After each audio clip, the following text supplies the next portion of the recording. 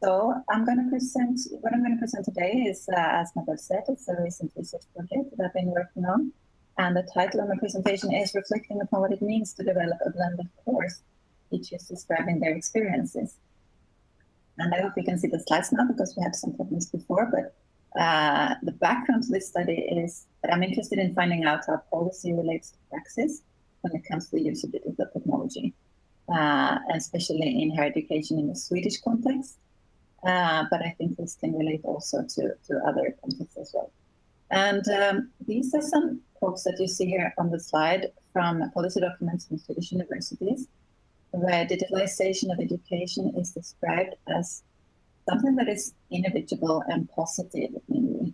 Something that students expect, that students demand.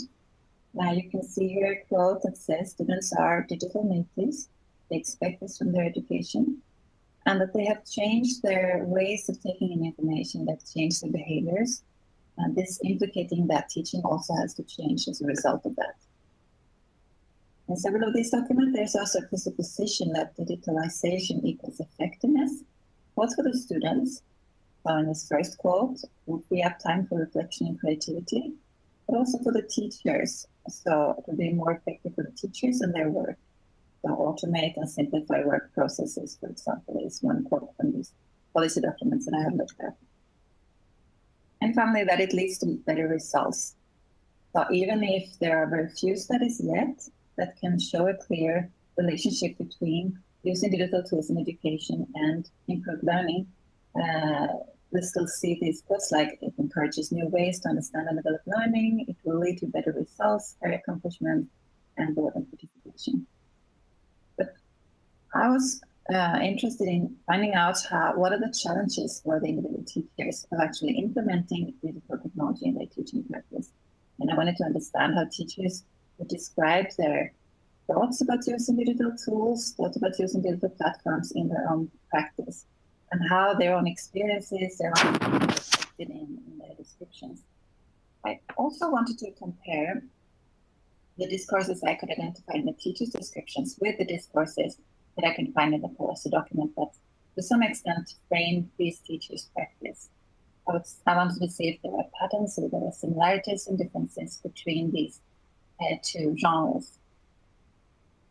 So the method I've used for this research project is critical discourse analysis, which can be described as both a theory and a method. And the starting point for critical discourse analysis, the theoretical starting point, is that we create meaning through social interaction, and that our ways to interact about the social world has real consequences in that world. So our language is both formed by the social reality and it forms the social reality. So how we talk about something can have real consequences in the social world. And Yes. Can I interrupt you for a second? Yeah, sure. Is there a way for you to enhance your audio, maybe? Maybe you can put like a microphone on. Closer. I don't know if it works. Let me see. You don't have to see me, but go back. Right? If I do this, is it better or so? Maybe if you come a bit closer to the laptop. Sure. Is this better? I can talk louder if that's better. Oh, that's nice. I think that's good. That's okay? Yeah. Okay. Let me know if I start to forget. Yes. Let me know. Thank you. Okay, great. So the critical and critical discourse analysis has to do with examining and identifying how ideology and power is reflected in different discourses. So how is that related to the discourses that we can see? For example, by comparing more dominant sources of knowledge or more influential sources of knowledge, in this case, the material I've used are policy documents about e-learning from 7 Swedish universities. And if we can compare those to less dominant, less influential sources of knowledge, such as teachers' reflections around their own practice, we can maybe see examples of differences between these two sources of knowledge. And this is part of the critical discourse analysis. So in this study, I have used, as I said, the policy documents, but in this presentation, I will focus on the reflective text that the teachers wrote in a course that I was teaching here at the Division for Higher Education Development at the Department for Educational Science. So we have teacher training courses here, and one of those courses is a course called Course Design with a focus on blended learning.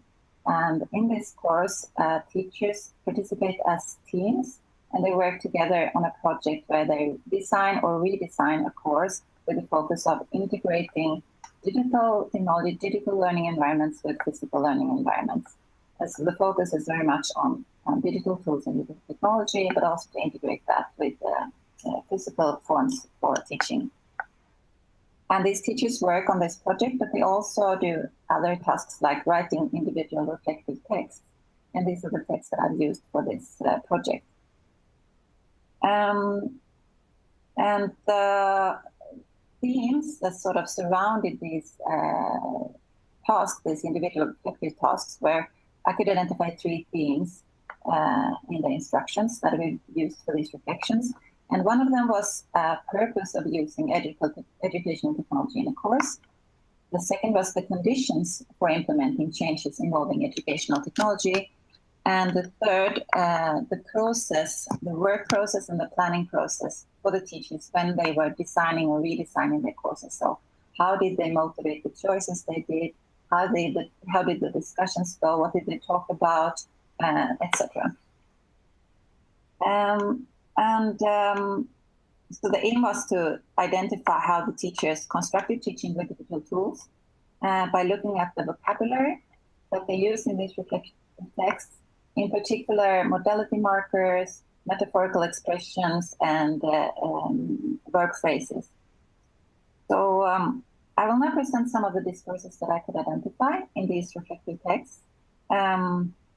And by the end of the presentation, I'll also say something about the context for this study, how this specific course design with a focus on blended learning, has been designed to promote the development of culture for learning at the participants' own departments. I'll say something about that as well.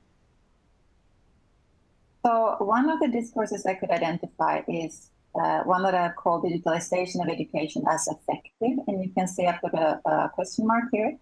I can see that when teachers describe the purposes for using digital tools in their teaching, it's often that they want it to be more effective for the students. So you can see in this first quote, I want to be able to take out parts of the classroom teaching that I think are important or difficult, but they aren't really served by me talking about them when we meet. So prioritize other things in their teaching, or to free up time. So in the second quote, to free up time from more traditional and routine teaching methods. And I see several of these types of quotes in the material, where teachers base their assumption on that traditional and conventional teaching is sort of inferior, and that they need to work in different ways. But at the same time, when teachers describe the conditions for implementing digital tools, there is another image where teachers use verbs and expressions that indicate high demands, low budgets, few hours, and difficulties to find time. You can see these quotes at the bottom of the page. I see lack of time as the main obstacle for success in this project.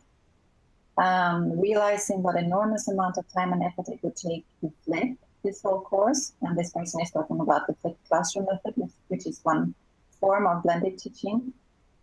And the last quote, we know that the changes we want to make also need to fit into the current or lower budget in the form of time allocated for teaching.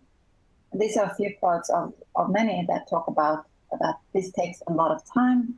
And there's a picture that while this might be effective for the students, it might not be so effective for the teachers' working situation.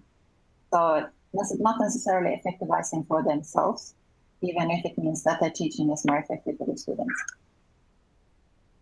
And another discourse that I could identify is digitalization of education is beneficial for learning. So when the teachers talk about their aims or the purposes for change in course design and including more digital activities, they express concern about the students' experiences. They hope that this change will lead to better learning, and you can see just a couple of quotes here. Facilitate students' planning, stimulate student engagement, and we have quotes like improve students' learning, etc.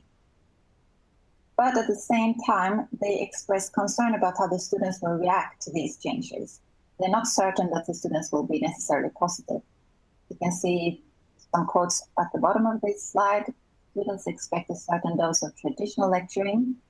And one teacher here expresses worry that the students will consider these strange elements that take up their time or simply as something silly. And there's another teacher here that worries about that this might lead to a decline in student attendance if they start to, for example, publish videos online, possibly deterioration of results. So it won't necessarily have positive effects, even if they hope so. And this conflicts with the discourses that I could see in the policy documents, and you could see some examples before, where digitalization of education is presented as something that the students expect, that they demand this, the digital natives, etc. So the teachers are not that certain about this. Another discourse I have called digitalization of education as demanding competence, where teachers use expressions that indicate worry or insecurity when they talk about their own competence and skills in technology. And here is one example. I feel a sense of insecurity when it comes to if my and the team's digital competence can be developed so that I feel completely comfortable using these digital tools. But perhaps specifically when I talk about recording videos, even if it's in the studio, even if they don't need the technical competence, they still express some kind of unease, hesitation, as you can see here. I hesitate when it comes to recording the videos. It's a challenge to build up the courage to put ourselves in front of the camera. So there is a sense of insecurity here as well, and unease. And finally, identify discourse that presents digitalization of education as a complex process where decision-making is slow, and it has to be slow. Some teachers say it is based on discussions. They need to have a lot of reflection upon the subject that they teach, about the context in which they teach. And it's not necessarily self-evident that they would necessarily use digital tools or media, or to what extent they would use it, in what ways they would use it, etc. Here are some examples. I feel that the discussions within the teacher team at first were very straggly. We had different opinions on how we should work and use this course in the best way. And they talk about the course design with a focus on blended learning here. But the more we talked, the more synchronized our ideas became, and we could start formulating goals that we think we can accomplish together. And another quote, we discussed back and forth what concepts were important and why they were important. These are some teachers that are going to make videos about some of the content in their course.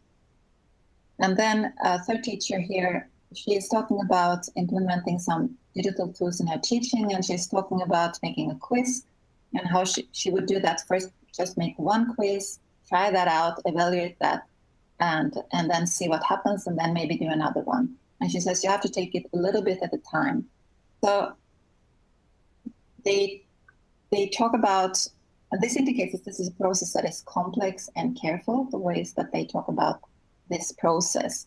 And this again contrasts a little bit with the discourse that I found in the policy documents, where this process is seen as self-evident, unavoidable, whereas the teachers talk about this as something that is not self-evident, but something that is quite complex.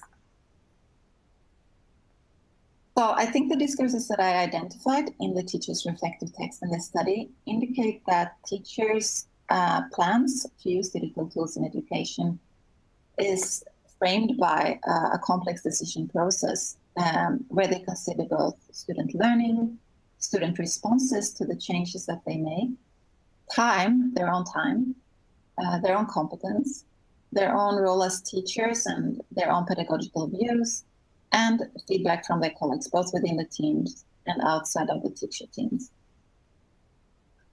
And I just want to, towards the end of this presentation, I just want to connect with the results of this analysis to the context in which the teachers describe their practice, which is this teacher training course, and how it is designed. Because I think that it's important to understand that these discourses were framed by a specific course setting.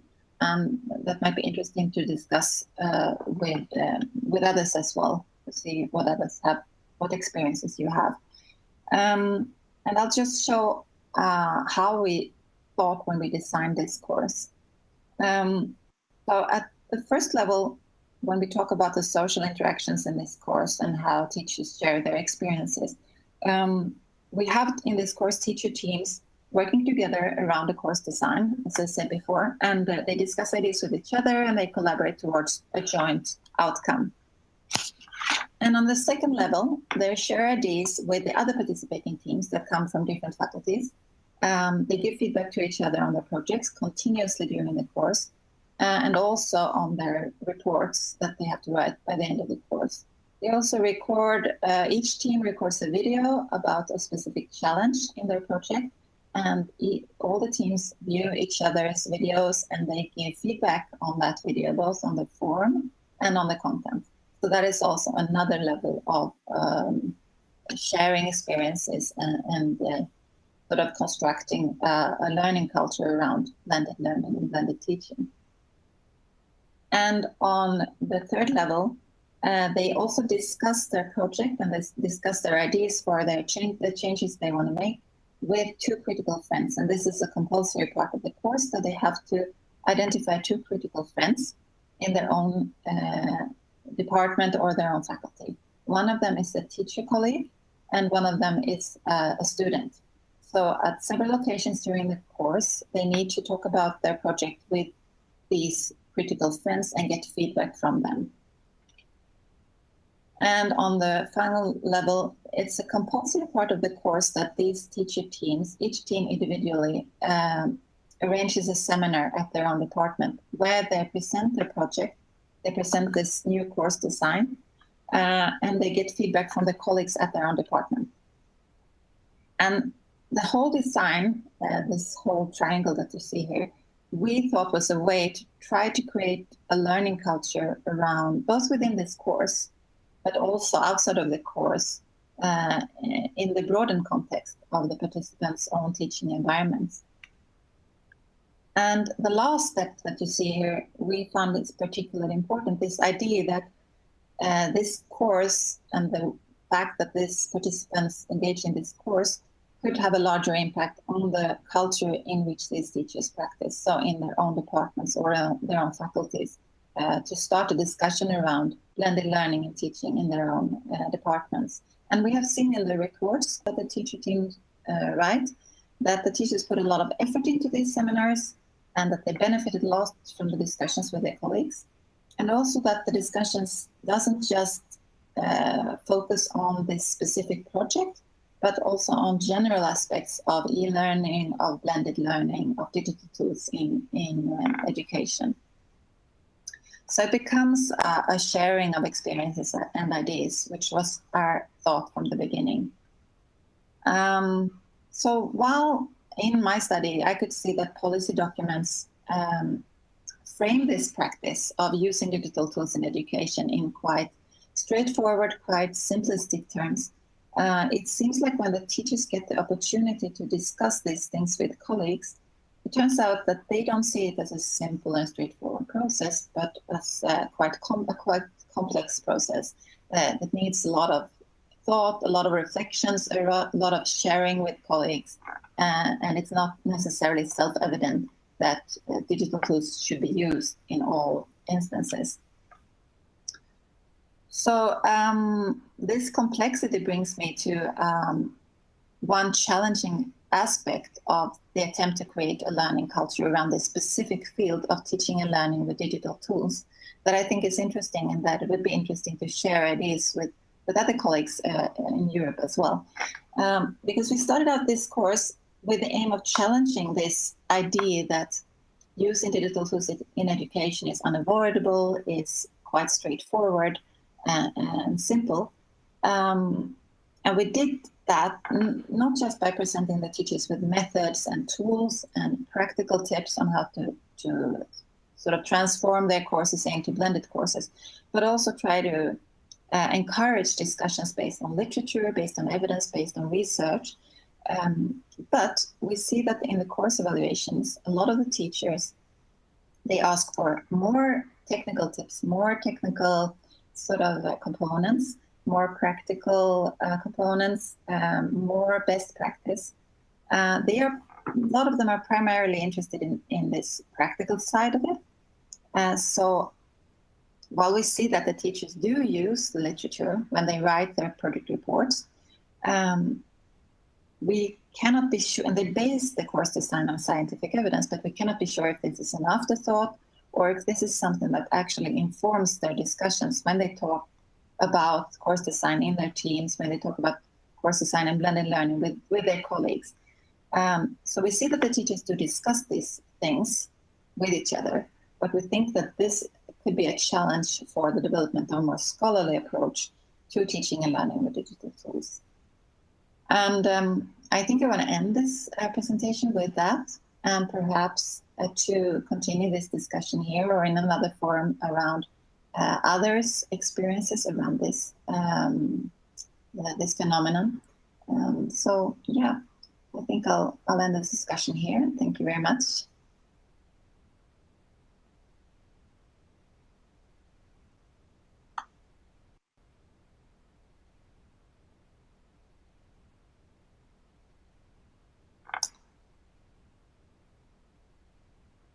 Amabella, I can't hear you.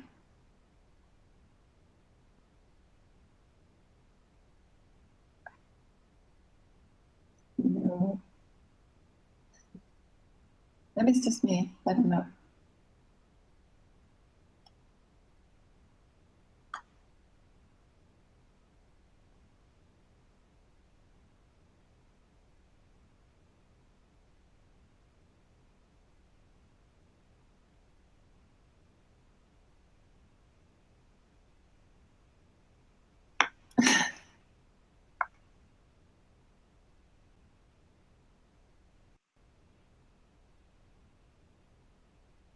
No.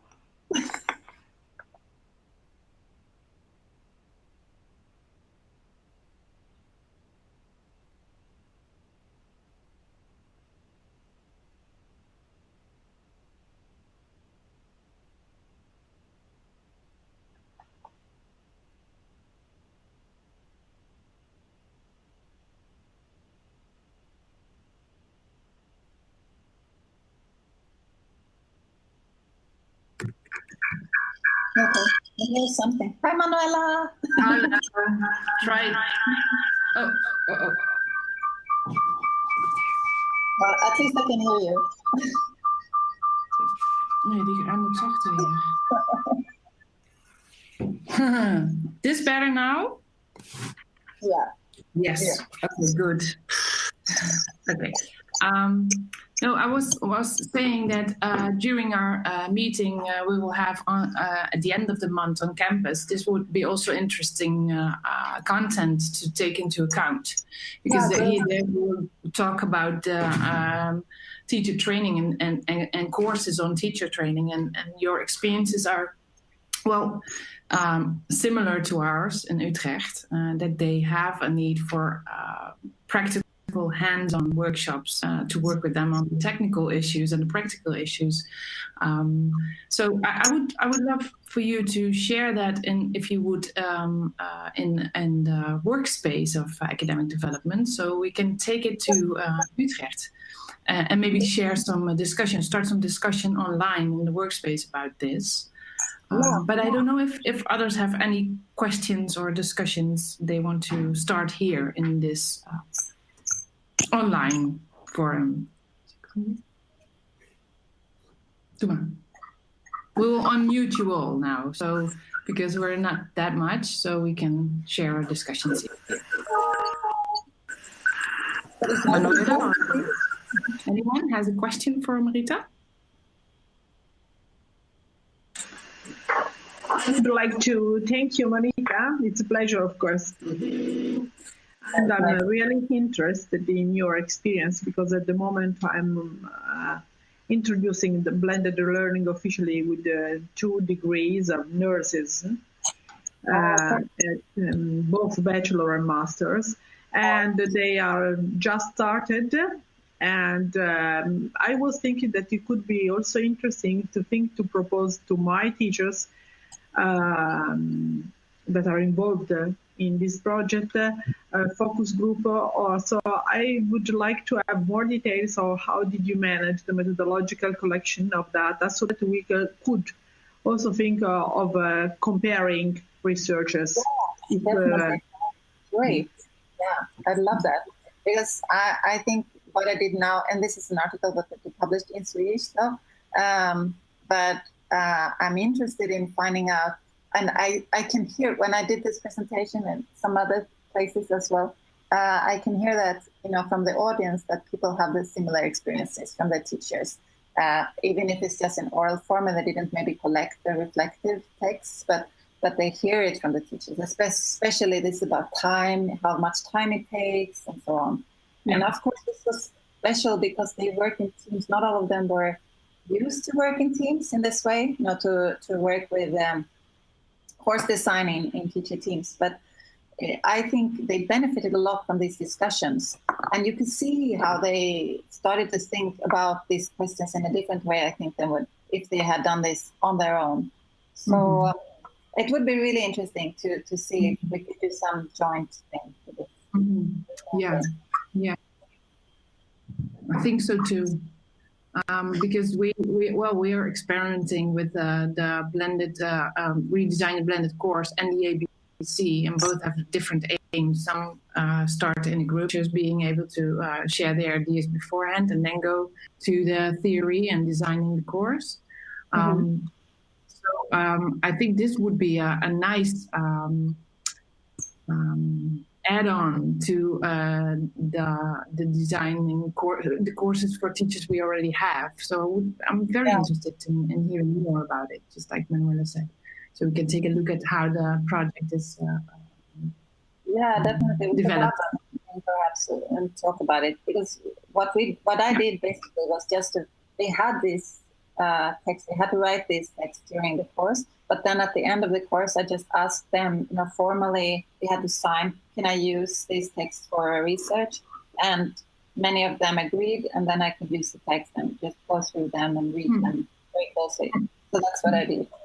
And I think that's what we've done in other contexts as well, because the questions that they had, they based their reflections on were quite general, what are you thinking about when you're designing a course? What are you talking about in the teams, etc.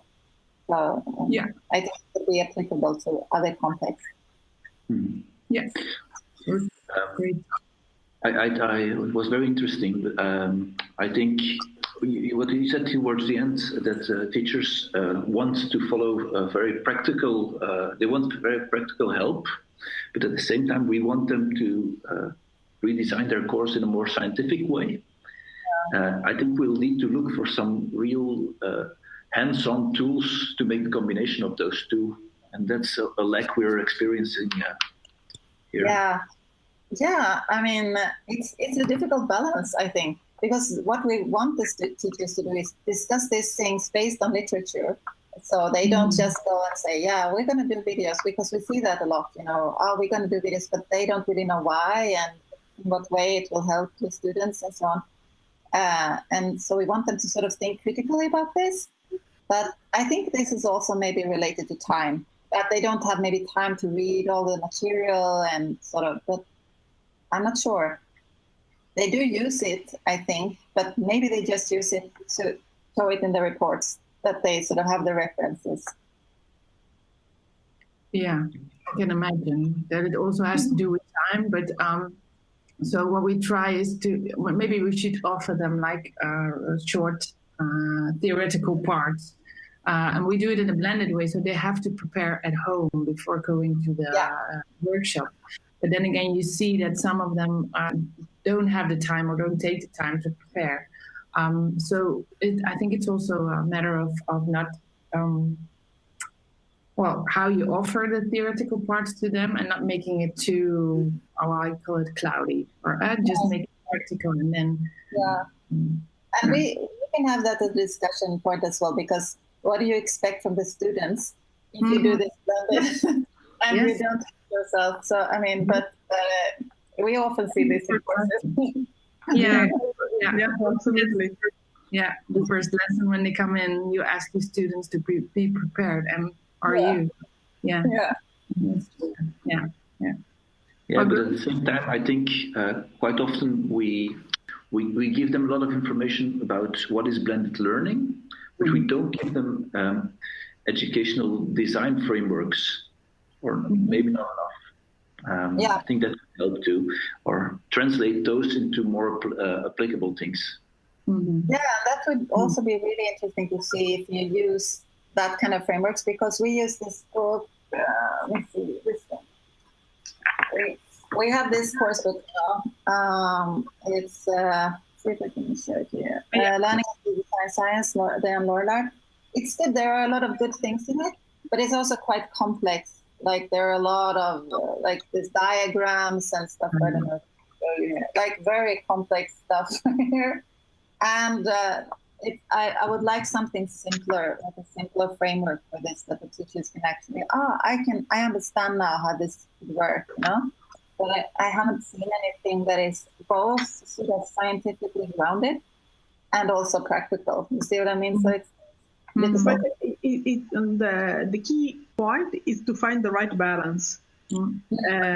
Because in a certain way, thinking to the practical part could be a sort of self-protected way to behave with designing blended learning. So if I have only to think about which is the tool right to do, I don't have to change anything apart choosing the right tool. So it's difficult to find a way to balance the need to start from the design part without thinking from scratch to the technological side of the affair.